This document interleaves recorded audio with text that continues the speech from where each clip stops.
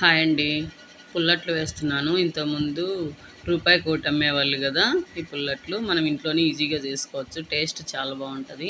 ఈ పుల్లట్ల కోసం నేను ఒక కప్పు రేషన్ బియ్యం తీసుకున్నాను. వీటిని 4, 5 సార్లు శుభ్రంగా కడిగి పెట్టుకోవాలి. రేషన్ బియ్యం అయితే బాగుంటుంది. 4, 5 సార్లు కడిగేసుకున్న తర్వాత ఒక కప్పు పెరుగు, ఒక కప్పు నీళ్ళు పోసేసుకొని మొత్తం కొంచెం మజ్జిగ ఉంటే వేసాను. మొత్తం ఇలా కలిపేసేసుకొని ఒక 6, 7 గంటలు నానబెట్టుకోవాలి. 6, 7 గంటలు నానిన తర్వాత బియ్యం బాగా మెత్తగా నానిపోయాయి కదా! ఇప్పుడు మనం మిక్సీకి వేసుకోవాలి.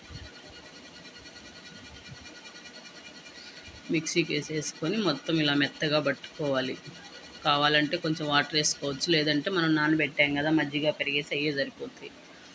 ఆ పిండిలో కాస్త సాల్టు, కొంచెం జీలకర్ర వేసుకొని కొంచెం మజ్జిగ వేసాను, ఒక టీ గ్లాసు. పిండి ఇలా కలుపుకోవాలి, లూజ్గా గట్టిగా లేకుండా. ఇలా కలిపేసుకొని ఒక పెన్నం పెట్టుకొని కొంచెం ఆయిల్ వేసి ఉల్లిపాయతో ఇలా రుద్దేసి మనం పుల్లట్లు వేసుకోవాలి.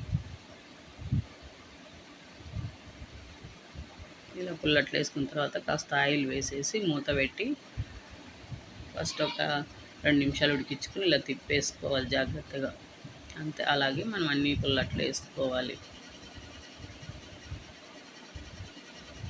మీరు ఒకసారి ట్రై చేయండి, నచ్చితే లైక్ చేయండి.